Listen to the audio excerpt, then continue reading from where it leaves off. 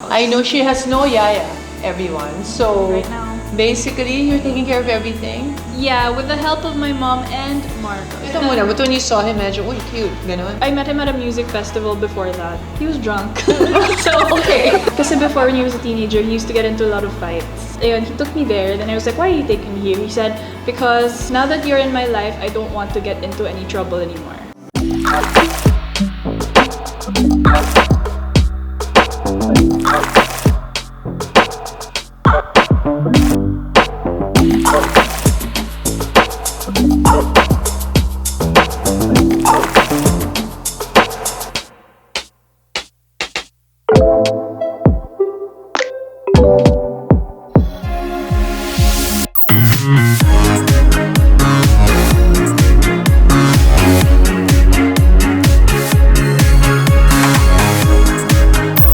Beautiful day to everybody. Let's make beautiful memories one episode at a time. And today we have as our guest somebody who I've known for a while, but she's very, very young, very pretty. One of the prettiest faces in showbiz. But she's had a exciting and different kind of path, and so we will interview her about everything that's happened to her since something happened that was kind of shocking before, but now it's a wonderful blessing for her. Let's welcome Janella Salvador. Hi, Janella. Hello. Thank you for guesting on my Thank you for having me. How are you? I'm okay, I'm good. How are you coping with pandemic and everything? Nothing, I'm just staying home. Especially now that I have a baby, I can't really leave the house. I know she has no yaya, everyone. So Right now. basically, you're taking care of everything. Yeah, with the help of my mom and Marcos, of course. Okay, your mom. Let's jump into the meat. So your mom and you are famous now or infamous for not having a very close relationship, at least before. Yeah. Can you tell me more about it? Ano naman na hindi close. It's more of a rocky relationship. Okay. Hindi kami magkasundo with many things. But ever since I became a mom now, actually, I appreciated her more. And even if minsan di pa rin kami magkasundo, it's more stable now, our relationship. I guess it started not being stable when I was a teenager and I wanted to, explore, have fun. And she's scared of letting go. She had a Because you hard are time. her only child. Yes, right? I'm her only girl, her only child, so she was having a hard time with that. She was having a hard time accepting that. So wait, so your parents, I didn't know this, but your parents were separated when you were very young, right? Yes. How old were you when they split up? I was 3 years old. 3 years old. So I saw them in London. Oh. I mean, I guess in Miss Saigon, your mom, Oh, yes. right? I guess when she came back, that's when they got married. Ganun ba yun? Or? They met here actually after her Miss Saigon journey. Stint. Yeah, stint. In London? She came home, and that's where she met my dad. He produced one of her first albums, I think, and that's where they met. Well, I don't know if you know, but your dad is one of the idols of my generation. Oh, yes. He's a rock star, Rock literally star. a rock star. He sings so well. So Janella has singing genes on both her side. But anyway, they split up when you were 3, so you have no memories of your dad being with you. Not at all. So you and your mom must have been so close, because when I split up with my ex-husband, Crystal would sleep with me all the time. Oh, so Would you were super sleep? close. Yeah, super. Yes, I was very, very clingy to my mom when I was a kid. Maybe that's why she had a hard time letting go when I was a teenager. And then when did you start wanting to be independent? Maybe when I started meeting school kasi talaga when you have friends na and I entered showbiz when I was 14. So when I started meeting different people and like people with parang some people do this pala, they have different lives pala, they party ganyan. I never went through a party phase, just to be clear, but I just wanted to like hang out with friends, have fun, and medyo naging strict yung mom ko dati. It would reach a point na tatakas ako, so she got mad. What's your ugali? You're kind of reserved. You're not exactly, not like most of the people I know in showbiz. They're very talkative. Yeah, I'm an introvert. okay. I'm like a full-on introvert, and it doesn't make sense because I'm a celebrity. So- but it's really a struggle for me to just open up. So a lot of times. So when you went into showbiz, was that an accident? Something you always wanted to do? I remember kasi even as a kid, my mom would always get frustrated because I'm such a shy person. She would be like, "Why are you shy? Don't be shy." Ganyan. But I just can't. That's just me. I'm a shy person. So I got an audition for Be Careful with My Heart when I I was like... Is that a movie? It was my first show. Soap? My first soap, yes. Okay. My first ever showbiz experience. I didn't expect na makukuha ko yung role because hundreds of other girls auditioned for that role. It was my role was the daughter of Papa Chen, Richard Yap. Ah, okay. And Nako, the soap that made him. Yes. Right? And his kalab team was Tita Jody Santa Maria. So, ayun, I didn't expect that I would get that role, but I did. Teka muna, so you're shy and yet you're not too shy to audition. Parang I would be too shy and I'm not shy at all. I'm shy but I'm sensible because sabi ko sayang naman yung opportunity if ever. Sabi ko sige, why and not? then what? You liked it? At first I didn't know what I was doing. I didn't like it but I didn't hate it. It's just it was so new to me. As a celebrity you have to be an extrovert basically. It's so hard for me. Is that something that you thought you would do for the rest of your life? Are you planning this is your career already? Yeah. I actually fell in love with the industry na din. I fell in love with acting as much as my first love is singing talaga. But I know. You started singing when you were how old? I was already exposed to music, I guess, since I was in my mom's tummy. But I started singing when I was like 3, I think. Ah, okay. And your dad, what's your relationship with your dad like? Well, now we're super close na. But growing up, of course, I didn't grow up with him. So I didn't know who he was. What do you mean you did? You knew his name? I knew his name. I knew he was a rock star. I knew that, him and my mom were married. But I didn't know him. I didn't have a relationship with him growing up. And he never visited you or tried to be in your life? He did a few times. Like, I can count with my fingers. When I was 6 years old, he was there. And then next one was when I was 12. Wow, you remember? Yeah. So, one day, I just decided na parang... This was one of the times... I was 19. One of the times where my mom and I weren't okay. So I was like, why not, like, parang may kulang sa personality ko din eh. Gusto kong magkaroon ng relationship with my dad. So sabi ko, why don't I try and make one? So I made an initiative. I messaged one of my dad's siblings, my tita, and I said, I want to I've met him, but I want to have a relationship with him. So you were not mad at him? No, you know what? I never had a grudge in my heart. How lucky. And your mom naman did not make him sira for being a naughty boy. Your dad's a naughty. Why did they break up? The usual...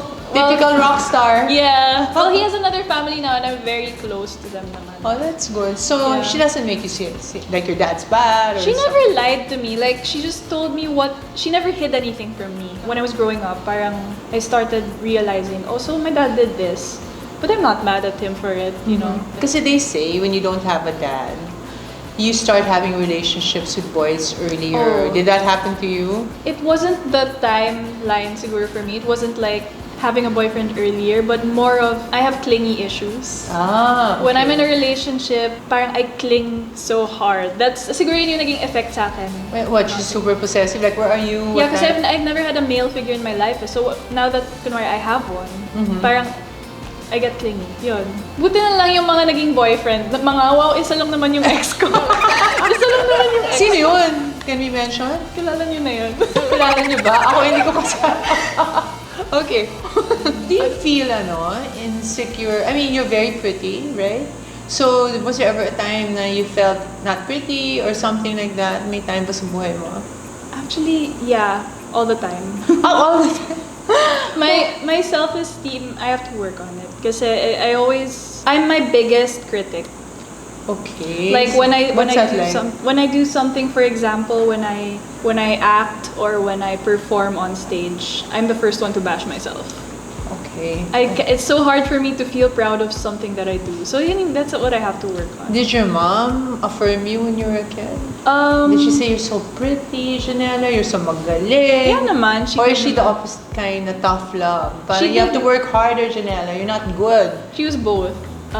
She told me naman, she praised me naman when I did something good. Pero I also had that pressure na parang when she would be like, you could have done this, ganyan, you could have done that, blah, blah, blah. I'm like, oh. So that's when I started to become hard on myself, I guess. So her voice, her tape recorder. Yeah, there's always a voice in my head saying, you could have done better and stuff like that. So with Marcos, ano namang kwento doon? When did you guys begin? Parang we didn't know about it eh. Ano ka pa, link ka kay di ba, Joshua? Oh yeah, I broke up, my last relationship. Ayoko i-mention yung name. My last relationship ended 2018. I met Marcus around February 2019. So that was on an MMK episode where I played Moira. I did her life story, and Marcus played her ex. He wasn't even my love team. Ah, alright. Yeah, and then after that, we weren't even talking on the set. We weren't close. Kaya ang weird Teka na- muna, but when you saw him, medyo, uy, cute, gano'n. I met him na before, pero not like officially. I met him at a music festival before that. Pero he was drunk. So, okay. Not a good, So, not a good wala. beginning. Oh. Ayun, and then that was the second time na. And I was like, yeah, this guy's cute. Pero hindi ko masyado binigyan ng pansin. Wala, we were just professional lang on the set. But then, I knew that he loved music. I knew that he loved to sing. After the MMK episode aired, he messaged me congratulating me. Parang, congratulations, you did good, blah, blah. And I saw it. Funny thing is, I don't usually check my DMs. I didn't follow him that time. I don't usually check my DMs when it comes to the requests. Buti na lang that night, I checked it. Because I saw his message. Sabi ko, oh, okay, he messaged me. So sabi ko, thank you. And yun, we didn't stop talking na. Talaga? Just from there, yeah. Wow, okay. So That's it was it. mostly talagang being friends for a while. Yeah. And then, when did you go on your first date? After how long of... Ginamit niyang excuse si Moira. Bakit? Paano mo ginawa? He kept on saying, bond tayo with Moira, let's jam sometime, ganyan. So yun pala, akala ko naman, he was talking to Moira na parang, let's jam, ganyan, ganyan. When I asked Moira, di niya pala alam, he was just using her as an excuse to see me. So I was like, okay, so when are we gonna see each other? Tapos, ayun, our first date was actually just in my house. I don't like going out kasi, like I said, You're shy. I'm shy. And you're an introvert. I'm an introvert. I don't like being around a lot of people. So sabi ko, visit me na lang in my house. Let's just have nice pizza or whatever and watch a movie. Or, yun na. So when did you and Marcus finally really commit to each other? Nah.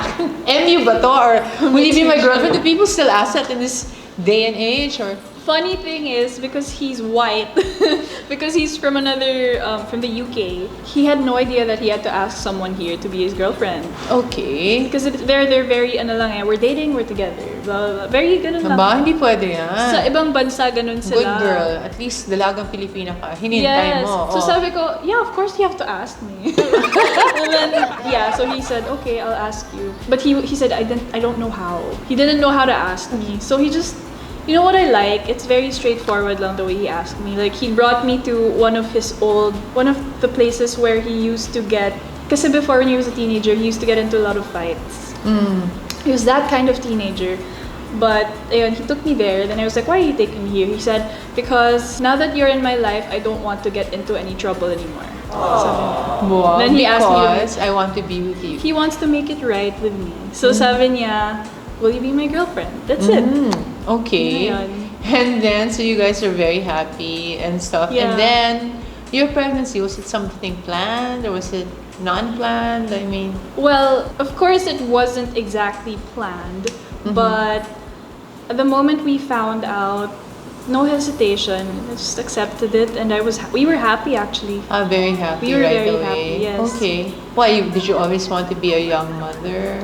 I've always wanted to be a mother, and I didn't expect it to be this soon, but I've always wanted to be. But Janela, that was the time your career was going up a lot. I remember we were calling you and you were vague. I'm so bad at replying. Yeah, we were calling her because we wanted her to be on our billboard, on our Bella billboard. Yeah, she said she was so excited that she kind of disappeared. Mad girl. Kasi of course, buntis I'm na pala so siya bad. noon. Yeah. Hindi naman niya sinabi sa amin. Na kami naman, nasan si Janela? Ang hirap naman ito. Diba? I So, didn't know what to do kasi if I was gonna tell you guys or not, because I wasn't telling anyone eh. so teka muna. So everybody, and then your manager told us kasi you're going to do UK. Yeah. And anong gagawin ni Janela sa UK? Mag-aaral ng singing. That's what they Or told me. something, diba? Okay. That's the only time actually I knew you were the daughter of Miguel. Oh really? Yeah, I had no idea. Sabi ko, wow, what genes? Of course. Pero sabi ko, in the middle of her career, pataas ka eh. Diba? Parang wrong time to go. Yeah. Anyway. I had so- a lot to lose when I got pregnant. But it didn't bother you at all. Syempre, part of it not bothered, but a part of it scared me because I do love what I'm doing. I love being an actress and a singer and everything. I want to continue, but it just came. That was, I just. So how did you tell your mom, and what was that like? I was scared. I was scared, of course. I was scared to tell her, but we were planning to go to the house and tell her in person. But since I was already 4 months pregnant, I already had checkups before that. So I was going to one of the hospitals here. And of course, chinismis ka na. Yun yung problem. Chinismis ako. Daya, patient, doctor, confidentiality I know! ng nurse. It did. It pissed me off. But yeah, wala, it happened. But I didn't know that she knew already. She waited for me to tell her parents. Very good for your mom. Yeah, but I had to video call her. I was like, Mom, I need to tell you something. Ganyan. What? You're pregnant. She told you that. Yeah. And I was like, oh, how did you know? Ayun, she told me na parang, everyone knows na, ganyan. Sakit nun ah. Yeah, and then I would really cry naman if my daughter didn't tell me first. Yeah, I was so sad nga. She was, as in poker face lang siya. She was just like that. So I was scared as to what she would do. Kung magwawala ba ulit siya or magpo-post ba ulit siya. Like, I don't know. Ano ulit? Anong ginawa ba niya dati? She's done this to you? Well, Sige na. Well, before kasi she got really mad at me, so she posted, some statuses online. What's the status? Like what? Parang parinig, parang nukno ka ng tigas ng ulo. Stuff like that. She didn't name me, but of course my fans knew who it was. Did that hurt you? The posting before, that was the time na we weren't really okay. I was living by myself and wala, cut off talaga yung communication. Tigas mo rin Yeah, more of hurt. It was siguro, nagalit din ako eh. Like as a teenager, I had so much angst? I had so much angst in me. Okay, but Yeah. I know there's good ending to this because... But now, Yes, it's because like different. my mom and I became so close after I got married. Yes. Diba? I mean, we were close before. I don't have a problem with her. But iba, kasi pinagdaanan niya. It's kind of hard. So go on to the story. Why did you go to the UK? We went to the UK because I really wanted to give birth there. So that you would be dual citizenship? Yes, because Marcos is a British citizen. He's a dual citizen then. So I wanted the same benefits for Jude. Marcos came along. My mom came along with us to the UK. Aba, okay. Yeah, she Very did. good. So after you told her you were pregnant, you became friends again? Yes. We became closer and I understood her more on different levels. As a So she mom. was there when you gave birth? Yeah, she was there. You gave birth normally? Normally. In the hospital naman, not one of these birth at home things? No, I can't. I can't. How was the experience about giving birth? Was it painful for you? The whole pregnancy was smooth, pero Jude made bawi when I was in labor. Because I how was many in labor hours? for 2 days straight. And how was your Marcus this whole time? Oh, he was with me the whole time.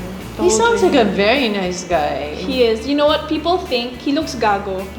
Okay. People think he is because he does look gago, but he's not. He's such a softie. Okay. Sorry for the word, but yes.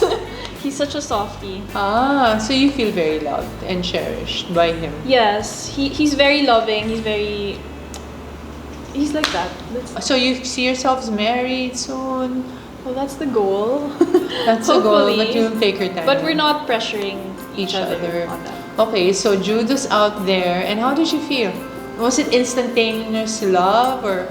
Well, at first, when I first saw Jude, I was like, that's it. Like, because I was on epidural, so I was like, I didn't feel anything. That's it. Like, I was floating. Okay. But at the first time he smiled at me back home, when we were already out of the hospital, that was when I was like, oh my, I'm gonna give my whole, like everything I do from now on is gonna be for him.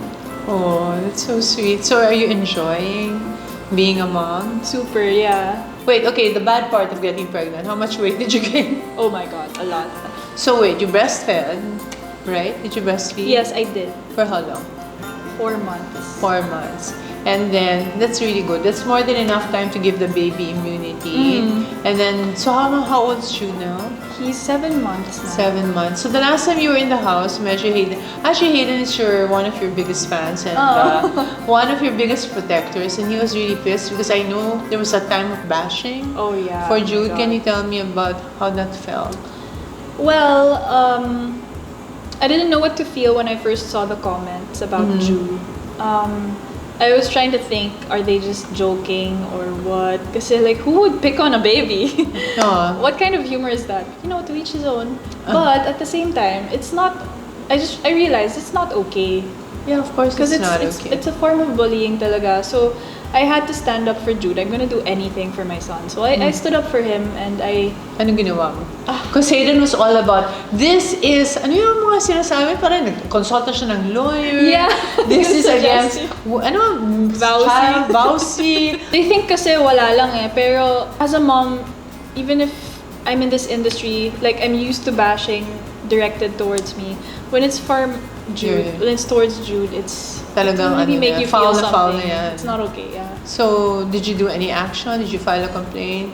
We were gonna push through with a complaint, and I'm still planning to, but you know, I'm just praying about it right now because we have so many things to make asikaso. We'll see. Okay, so you're going back to showbiz soon, right? Yes.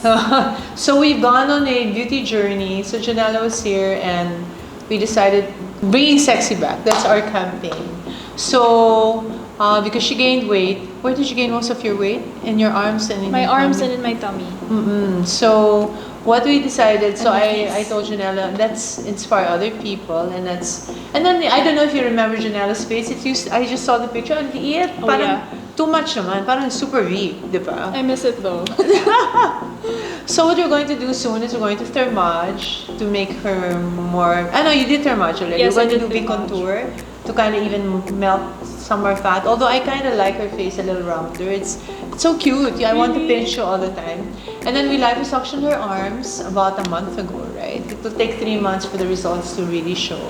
But at least, kasi ayaw mag-exercise to, so medyo. It's smaller now. It's much smaller than the last time we saw her, and then we're going to do the abs. Parang the other thing that she has is stretch marks. Yes. It's very rare for somebody this young to have stretch marks. I have really, really bad stretch marks. Yeah, parang in her legs pa, and then your tummy. Everywhere. My legs, my tummy, even here. Oo, my but don't boobs. worry, we can fix that with Energet. So, yay! Madadala sa si Janela sa, kasi dati perfect siya. Magpa-facial lang yan once every 3 Yeah. months. So, ngayon nakikita kami all the time. Diba? So, are you excited to go back to showbiz? I'm actually very excited. I really miss the whole process. Okay. Yeah. So, have you changed a lot since you become a mother? How has it changed you? It's changed my confidence in myself then. Parang every time I go out, parang it made me stronger. Okay. Before kasi parang, since I had such a low self-esteem then. Like every time I went out, parang I was scared of everything. But now, parang I have this renewed strength in me. Every time I go out and face people, I'm like, I'm doing this for my son. So, bahala kayo dyan. Much bigger I'm goal. strong. Yeah, I have a bigger goal in life now. Oo. And Marcus, what's he like? More responsible, I'm sure. Oh yeah, he is. He's really, lagi niyang sinasabi, he's gonna be best friends with Jude when he grows up. Okay. So he's a very hands-on dad. Well, one thing that, can you give me a sample of what you sing to Jude? Hindi ako nakapag-vocalize. It's okay. Your voice is so pretty, so. Sige, what will I sing? Anything. Just sing your favorite song. You are my sunshine, my only sunshine. You make me happy when skies are gray. You'll never know, dear, how much I love you. Please don't take my sunshine away. Yeah. Yay! I sing that. Oh, that's affirming already when he's young. Anyway, Janela, I think having talked to you all this time, I've gotten to know you better. I think you're very intelligent, and I think thank you. that you've learned so many lessons. So, could you please share with our young audience, or even to mothers and fathers out there, your journey? I mean, what to say about you learned from your journey, what to take from it, etc. No matter how independent you feel you are, lalo na as a teenager, because I had a lot of issues nga as a teenager, like I wanted to be independent so early and stuff like that. And my mom then, she had issues with letting go and stuff, so it really clashed. We really clashed. But no matter how much you feel like you can do it on your own, I feel like you should always make your parents feel like somehow you still need them. Because as a mom now, I understand. Even if you live your own independent life, always remember your parents then. Don't completely cut them off.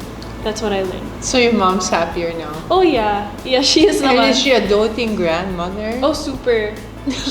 She loves Jude. So kaya yata nasa-survive ka na walang yaya kasi nandyan si mother. Yeah, she helps a lot. She Oh, really helps out a lot. Okay. Oh, that's so wonderful. And my mom loves Marcos like her own son now. Ay, well, I have to meet him. Next time, please, Yes. can you guess together? Sige, yes. Anyway, so stay tuned because soon you will see Janella back to her sexy self. And thank you so much, Janella, for being so open. I know you're shy and you're inhibited, but you trusted me, so thank you very much. So everyone, don't forget to like, comment, share, and subscribe to the Vicky Bello YouTube channel. God bless. Stay safe.